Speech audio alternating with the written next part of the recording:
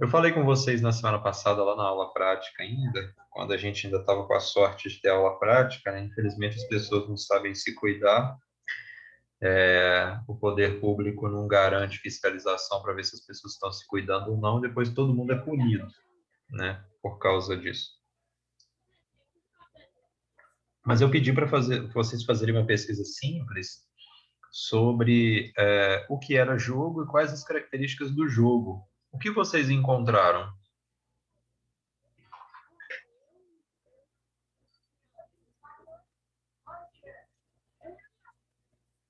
Alguém chegou a fazer a pesquisa?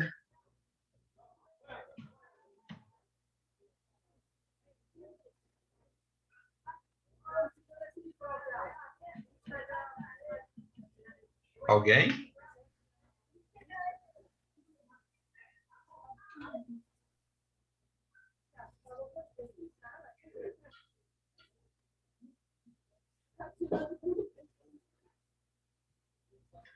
Alguém chegou a fazer a pesquisa, pessoal?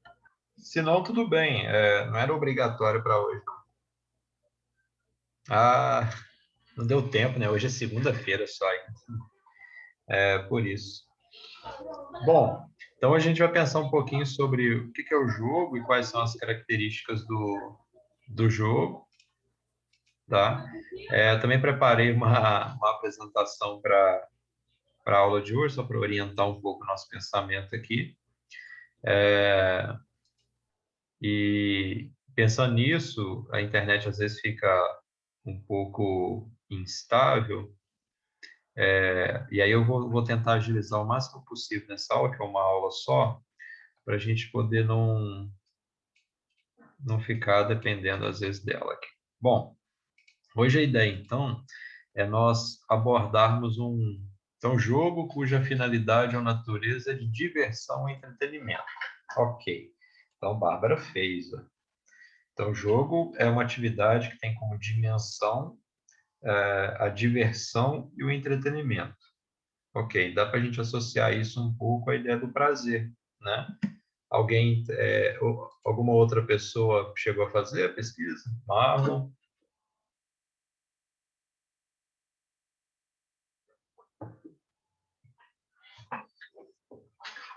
Não? Então tá. Depois eu vou passar uma tarefa para vocês fazerem em casa aí, já que a gente não vai ter aula prática, eu vou fazer tarefa em casa. Vamos lá. Bom, então, ó, hoje é a unidade didática 1, né? Conceito e características daquilo que nós chamamos de jogo, tá? Então, o primeiro ponto a se considerar aqui, né, na introdução ainda, é que brincar, divertir-se e aprender são atividades inerentes ao ser humano. Dá para a gente dizer que, até certo ponto, os animais têm atividades muito parecidas com as dos seres humanos, né? Elas não são iguais, né? A gente vê dois filhotes, por exemplo, brincando e parece e a gente atribui isso uma característica de brincadeira, mas isso não necessariamente é uma brincadeira, porque os animais não fazem isso por diversão. Eles não fazem isso porque consideram que é importante os filhotes brincarem. Eles apenas fazem isso por instinto, para desenvolver as habilidades que são necessárias na vida adulta, né? Aquilo que é inerente, então, é aquilo que já é esperado, né, para um determinado contexto. Bom, elas são indispensáveis na vida de qualquer grupo sociocultural. Né? Então, indispensável, a gente vai entender que sem isso não dá para viver. Né?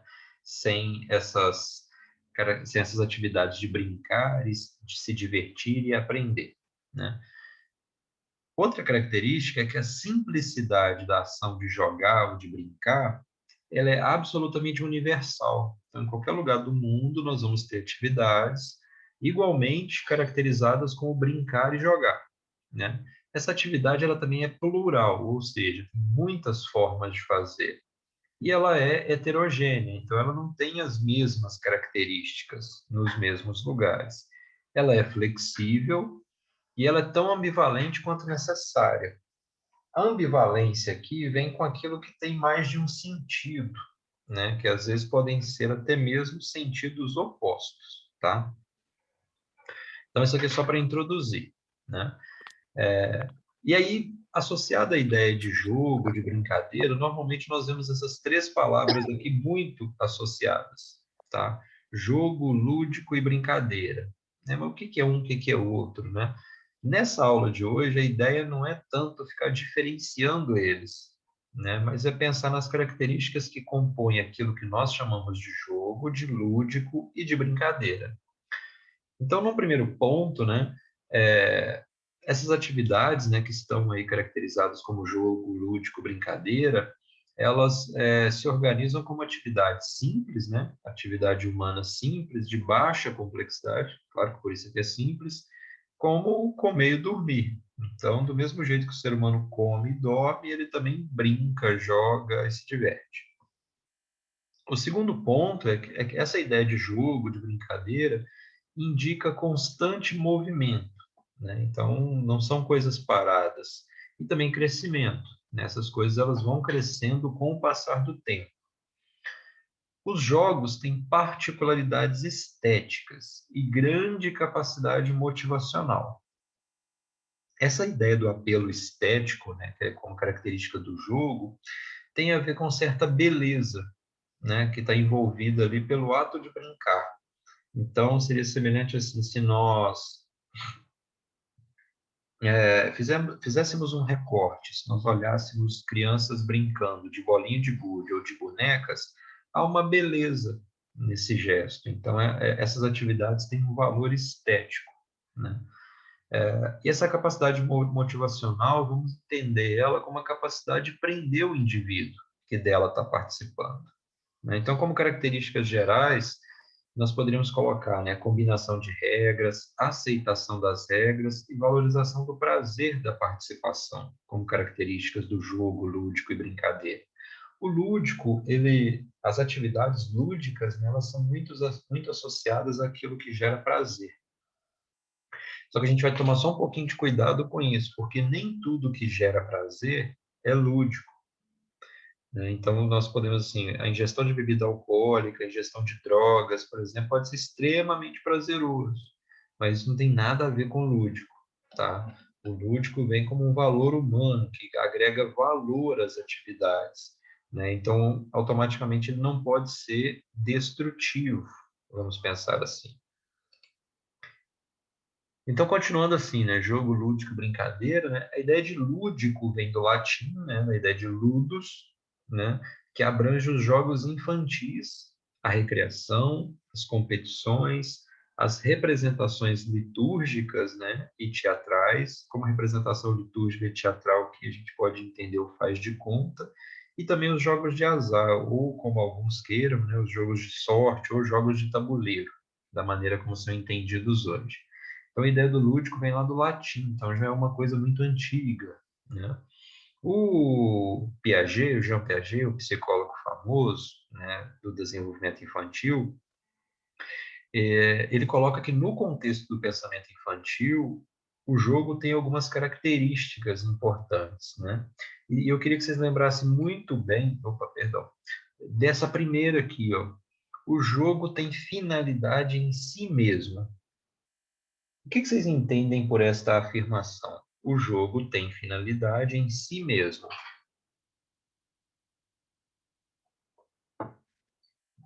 O que vocês entendem por isso?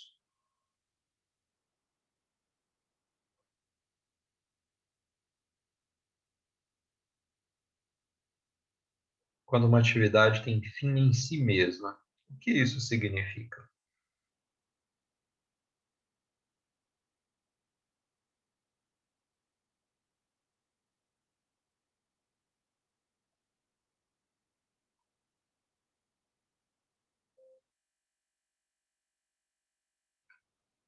Ninguém?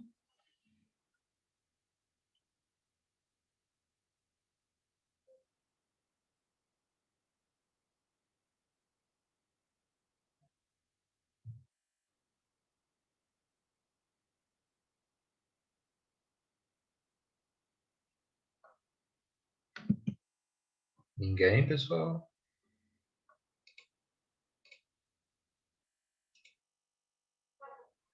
Bom, então vamos lá. Quando a gente diz que uma atividade tem um fim em si mesma, a gente quer dizer que ela não está buscando nenhuma outra recompensa fora dali.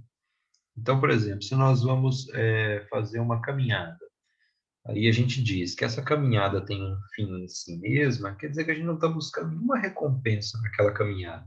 A gente está fazendo aquela caminhada pelo simples prazer de caminhar. Se a gente vai jogar uma pelada, por exemplo, de futebol, e a gente diz, e alguém pergunta, mas por que você joga pelada?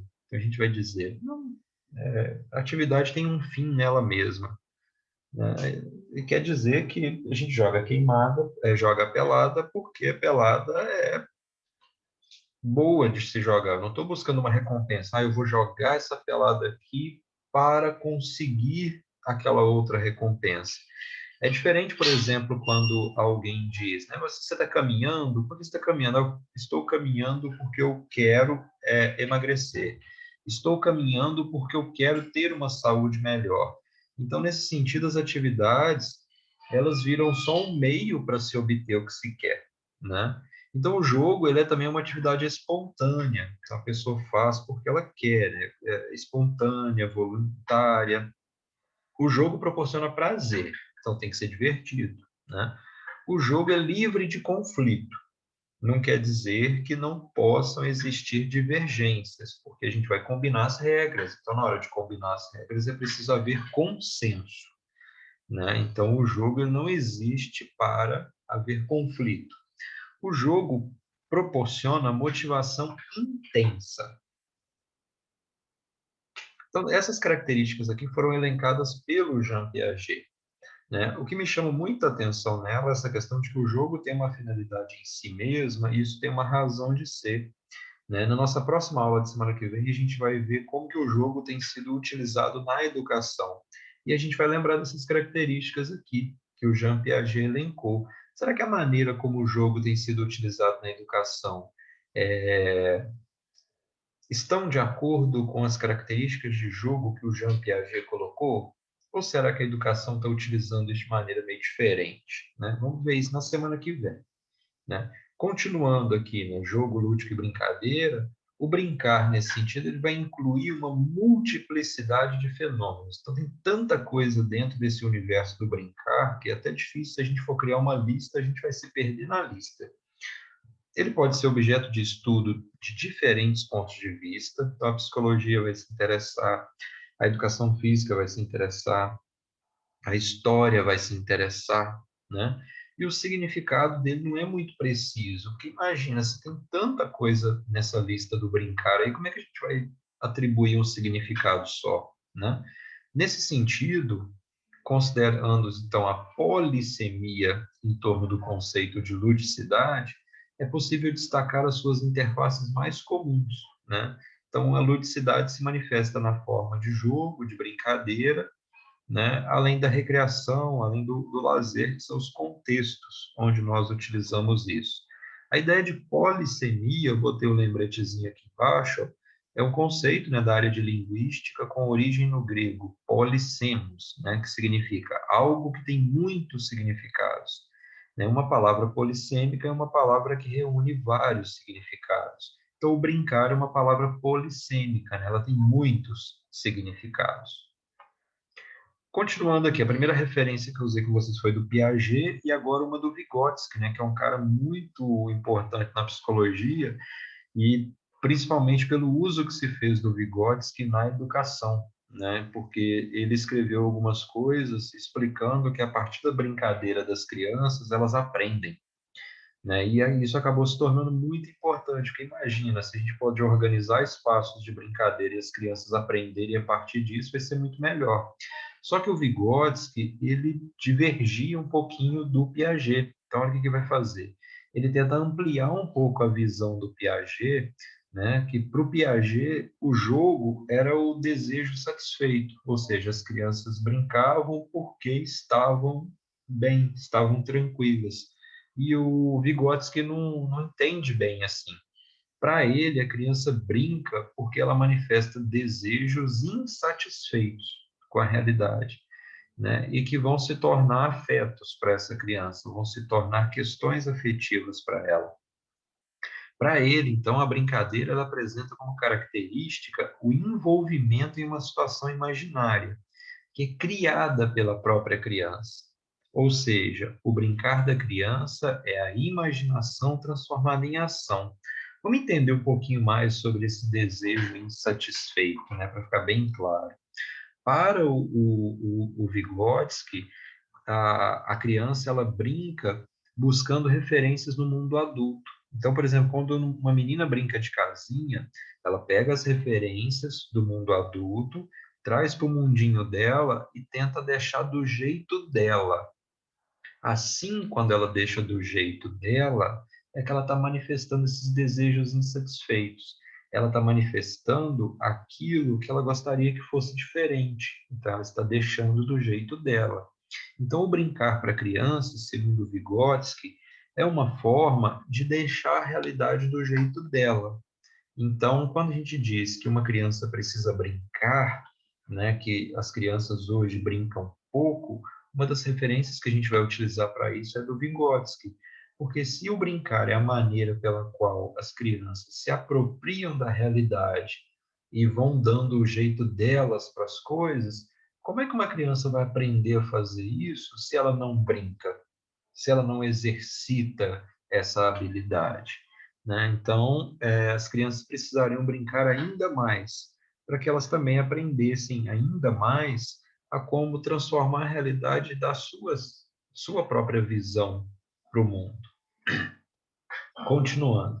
É importante, então, ressaltar que o jogo das crianças ele não nasce de uma situação imaginária, mas ele nasce de uma situação real. Então, a criança vê os adultos se comportarem de uma determinada forma e ela pega esses elementos do comportamento adulto para criar sua própria brincadeira.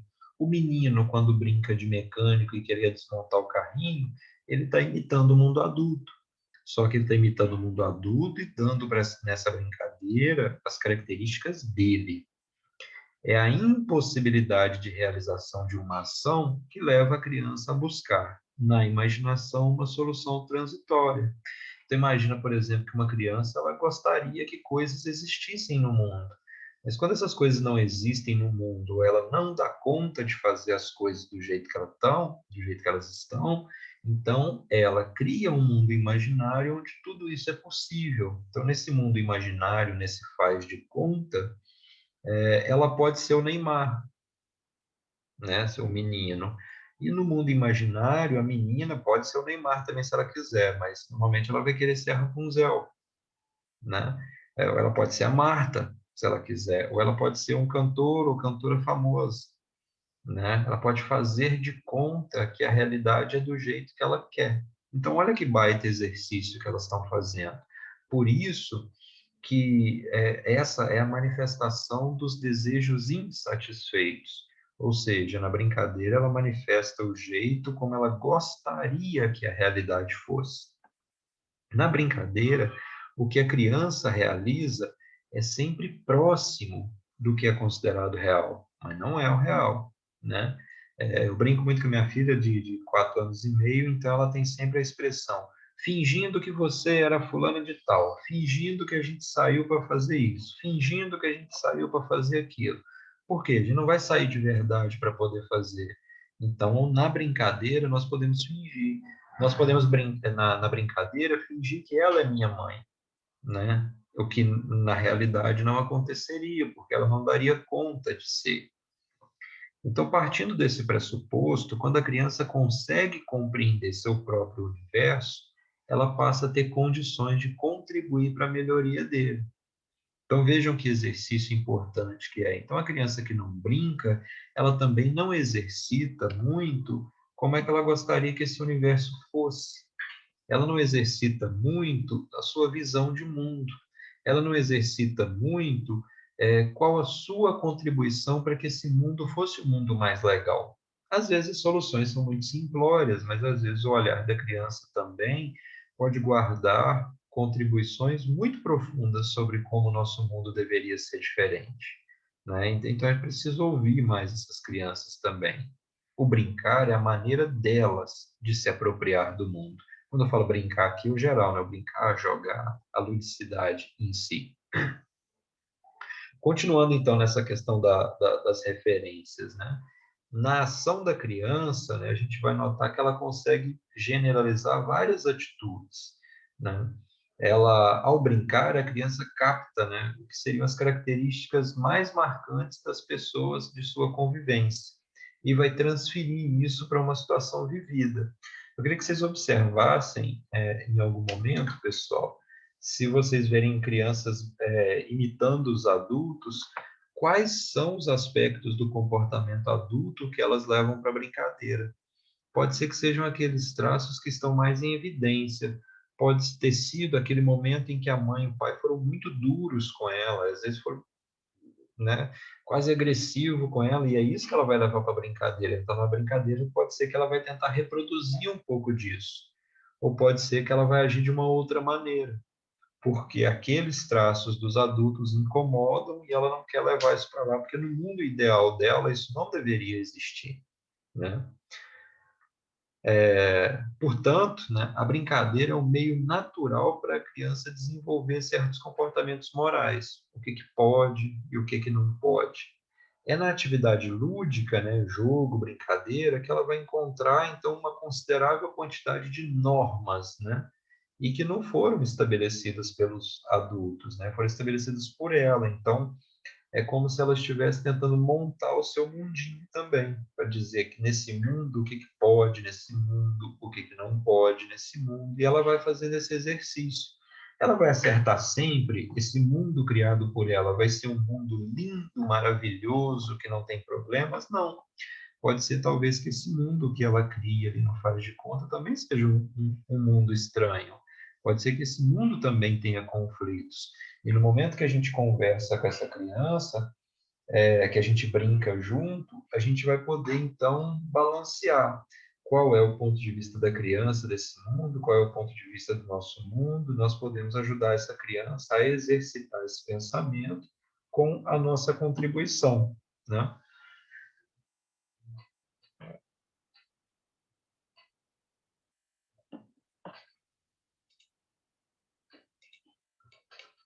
E aí, ao fazer isso, pessoal, ao dividir esse espaço com as crianças, não quer dizer que nós devemos impor essas novas normas para essa criança, que a criança tem que passar a brincar na lógica do adulto. Não é isso, mas a gente pode problematizar.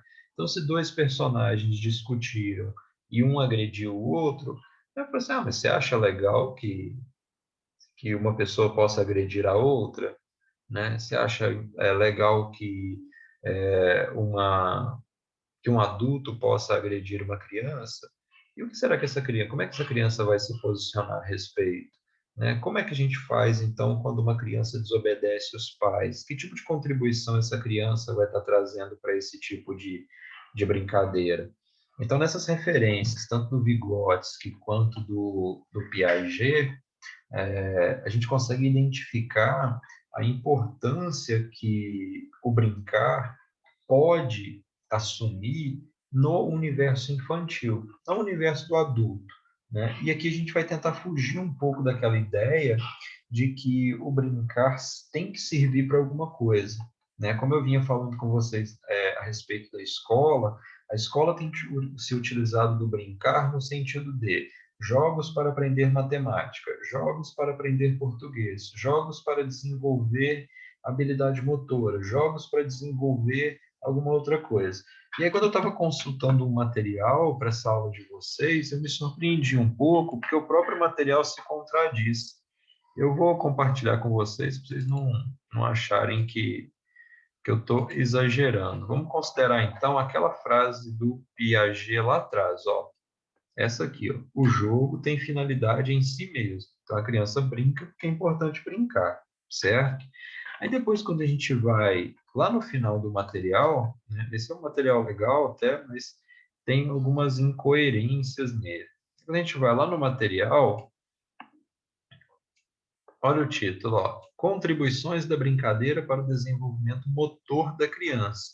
Até aqui tudo bem, mas quando eu leio as importâncias, ó, a brincadeira serve para, a brincadeira serve para, a brincadeira serve para. A brincadeira serve para.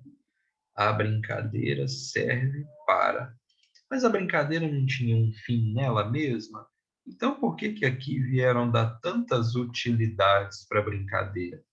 Né? Será que não faltou aqui um pouquinho da referência do Piaget de que a brincadeira tem um fim nela mesma? Então, a brincadeira não é um meio para amadurecer o sistema nervoso. A brincadeira, ela não é para educar os sentidos. A criança não brinca para educar os sentidos. A criança não brinca para desenvolver habilidade motora. Mas ela desenvolve habilidade motora quando brinca? Claro que sim, mas não é por isso que ela brinca. Pergunta para a criança se é por isso que ela brinca. A criança, ela não brinca para desenvolver capacidade física. A criança também não brinca para coordenar o corpo. Essa aqui é uma lógica adulta para a brincadeira, tentando colocar a brincadeira, tentando colocar na brincadeira um sentido de produtividade, que quando brincar a criança tem que produzir alguma coisa. É aquela velha ideia de que o brincar é uma perda de tempo. Então você tem que fazer coisas produtivas o tempo inteiro. Né? Será que dá para a gente racionalizar tanto assim a brincadeira, ao ponto dela servir sempre para alguma coisa? Ela sempre tem que servir para algo que o adulto estabeleceu que tem que servir? Né? Eu não sei se vocês entenderam esse ponto de vista, mas na semana que vem eu vou estar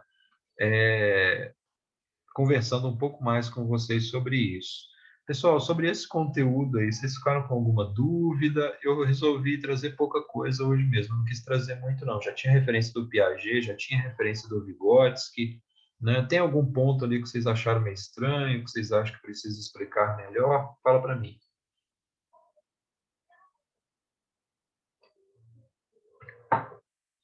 Se não, eu vou passar uma tarefa para vocês agora, tá? Deixa eu só, eu vou continuar gravando, porque vai que alguém perdeu aqui.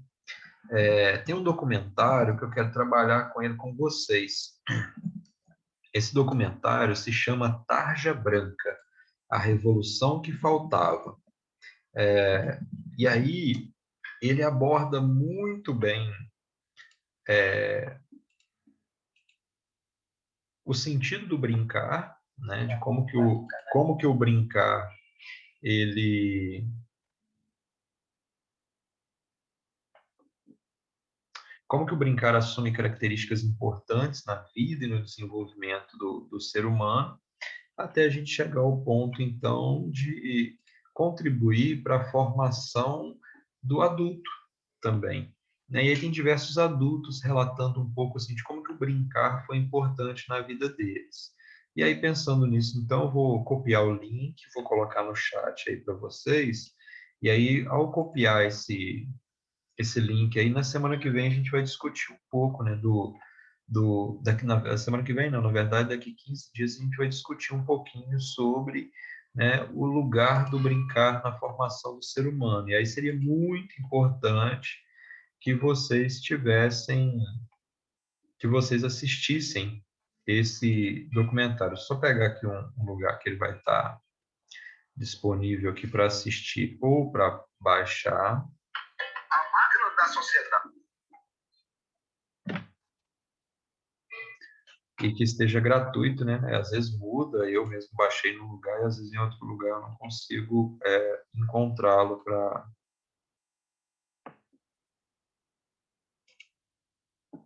a gente conseguir assistir.